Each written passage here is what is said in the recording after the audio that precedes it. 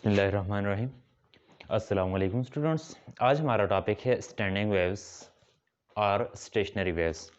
इसे आप लोग स्टैंडिंग वेव्स का नाम भी दे सकते हैं और इसे आप स्टेशनरी वेव्स भी कह सकते हैं।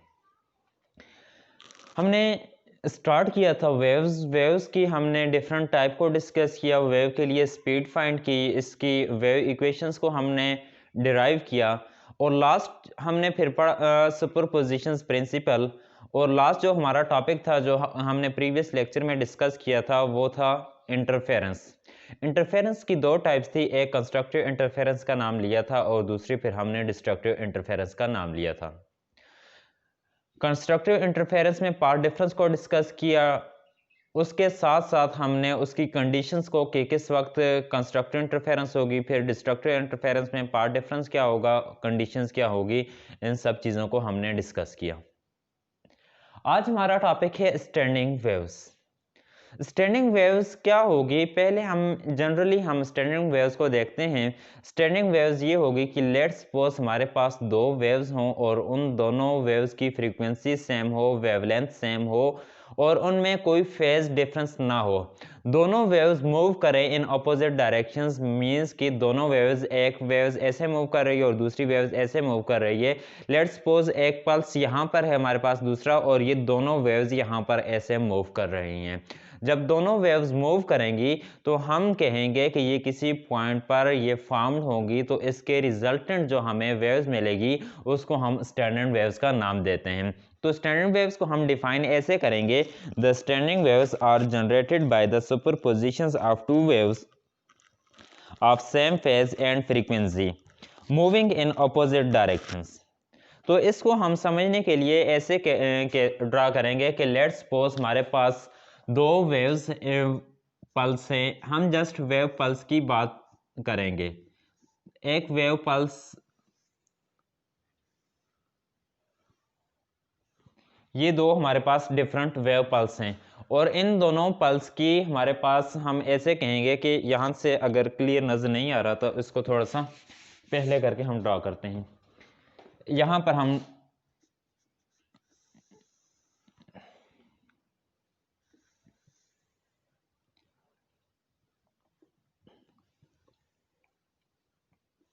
लेट्स सपोज हम ये एज्यूम करते हैं कि दोनों पल्स जो हैं तो इनमें कोई फेज डिफरेंस नहीं है। तो यहाँ से क्लियर है कि फेज डिफरेंस नहीं है। साथ साथ हम ये भी कहते हैं कि लेट्स सपोज ये वाला जो पल्स है तो इसका हमारे पास जो एम्पलीट्यूड है ये y1 और ये जो सेकंड पल्स है इसका एम्पलीट्यूड है y2। फ्रीक्वेंसी दोनों की सेम है, वेवलेंथ सेम है, जस्ट डिफरेंस इसमें किसका है, डायरेक्शंस का। ये वाला जो पल्स है जिसका एम्पलीट्यूड y1, ये पल्स ट्रेवल कर रहा है टू राइट साइड, तो ये वाला पल्स यहाँ से राइट डायरेक्शंस में, और ये वाला जो पल्स जिसका एम्पलीट्यूड y2 है तो ये यहाँ से ट्रेवल करेगा टू लेफ्ट साइड। तो दोनों पल्स यहाँ पर डिफरेंट डायरेक्शंस में क्या कर रहे हैं, ट्रेवल कर रहे हैं। और ये किसी भी पॉइंट पर ऐसे कंबाइन हो जाएंगे, तो इन जब ये कंबाइन होंगे तो इनके कंबाइन होने की वजह से यहाँ पर एक वेव पैटर्न जनरेट हो जाएगा।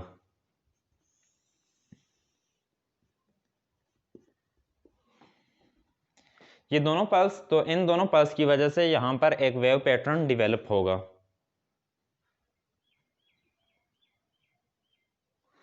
नाउ स्टूडेंट्स, जब यही दोनों पल्स एक फॉरवर्ड डायरेक्शन में और दूसरा बैक इस तरीके से ट्रेवल कर रहे थे तो यहाँ पर ये कंबाइन हो रहे हैं, तो इस तरीके से हमारे पास एक वेव पैटर्न डेवलप हो रहा है। अब ये वाला जो पॉइंट है तो यहाँ पर मैक्सिमम एम्पलीट्यूड्स है, इसी तरीके से ये वाला पॉइंट यहाँ पर भी मैक्सिमम एम्पलीट्यूड्स और इस पॉइंट पर भी यहाँ पर मैक्सिमम एम्पलीट्यूड्स है। तो इस पॉइंट को जहाँ पर मैक्सिमम, इसको मैं A1 का नाम देता हूँ, ये वाला पॉइंट इसे A2 का, और ये वाला जो पॉइंट होगा इसे मैं A3 का नाम देता हूँ।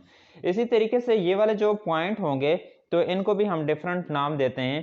तो इसको नाम देते हैं कि ये वाला पॉइंट N1, यहाँ से स्टार्ट करते हैं, ये वाला पॉइंट हमारे पास N1, N2 और ये वाला पॉइंट N3 और ये पॉइंट N4। अब यहाँ पर देखें y X T is equal to 2ym sine 2kx divided by 2 into cos, कौन सी टर्म, ये वाली कैंसिल कर ली, और यहां पर -2 omega T divided by 2। Now Y X T is equal to 2ym sine of K X, ये हमारे पास बन जाएगा cos ऑफ माइनस थीटा। तो cos ऑफ माइनस थीटा किसके इक्वल होगा, cos थीटा के equal.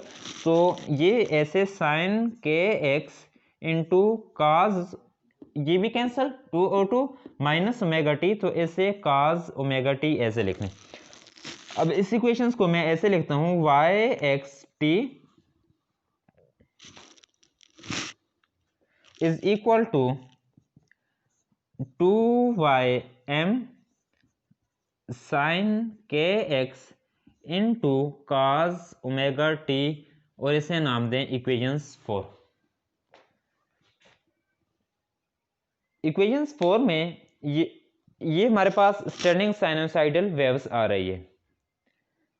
This wave has the double magnitudes, इसका मैग्नीट्यूड्स क्या हो रहा है, ये वाली जो वेव्स है तो इसका मैग्नीट्यूड इसके मुकाबले में डबल हो जाएगा। हमें कहाँ से पता चला मैग्नीट्यूड डबल हो जाएगा, ये जो साथ 2ym आया है, तो ये ym तो एम्पलीट्यूड था, कौन सा, ये शुरू में देखें तो ये वाला लेट्स सपोज हमारे पास है, y1 को ym का नाम दें, जो सुपरपोज होने के बाद बनी है, तो ये हमारे पास उसका एम्पलीट्यूड क्या हो जाएगा, डबल हो जाएगा। तो ये सारी टर्म जो है 2ym साइन के एक्स, ये टर्म रिप्रेजेंट कर रही है किसको, एम्पलीट्यूड को, of individual point where sine K X has the value 1। So that हम ये लिखते हैं कि sign K X is equal to 1। जब यहां पर आप लोग पुट करेंगे, एम्पलीट्यूड्स की हम जस्ट बात करते हैं, ऐसे हम लिखेंगे कि एम्पलीट्यूड्स हमारे पास क्या आ रहा है, amplitude is equal to 2ym sine K X. किस वक्त ये मैक्सिमम होगा, जब हमारे पास ये वाला जो फैक्टर आ रहा है साइन के एक्स, ये हमारे पास 1 के इक्वल हो। जब ये 1 के इक्वल कैसे आएगा, तो हम ऐसे लिखेंगे K X is equal to sine है, तो इस साइड आकर ये sine inverse of 1। Now K X is equal to sine inverse, तो ये बन जाएगा n पाई डिवाइडेड बाय 2। यहां पर ये जो n है, तो ये n रिप्रेजेंट कर रहा है किससे, ऑड नंबर को। तो n के लिए हम लिखेंगे n, ये आएगा n is equal to 1 3 5 up to so on. हम n को 1 पुट करके देखेंगे, 3 पुट करेंगे, उसके बाद 5 and so on. Now K X is equal to 1 put किया, तो ये बन जाएगा पाई डिवाइडेड बाई 2। फिर उसके बाद 3 पुट किया, तो 3 pi divided by 2, 5 pi divided by 2 up to so on. यहां पर k क्या है, तो k रिप्रेजेंट कर रहा है वेव नंबर को। तो वेव नंबर किसके इक्वल होते हैं, k is equal to 2 pi over lambda के इक्वल है। तो इसकी वैल्यू यहां पर पुट करें, तो 2 pi over lambda is equal to pi divided by 2 3 pi to 5 pi divided by 2 up to so on. तो यहां से देखें, ये पाई इसमें से सब में से कॉमन ले लें तो कैंसिल हो जाएगी।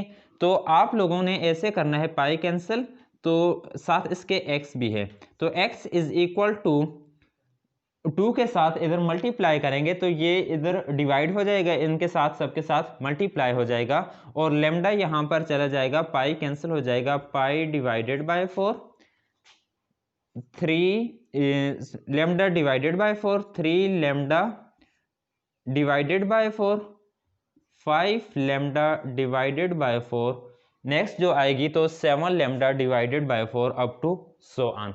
अब ये वाली जो आप लोगों के पास इक्वेशंस आई है, तो इसको आप लोग ऐसे लिख सकते हैं, यहाँ से x की जो वैल्यू आई है, तो here x is equal to 2n+1 divided by 4 और साथ लेमडा।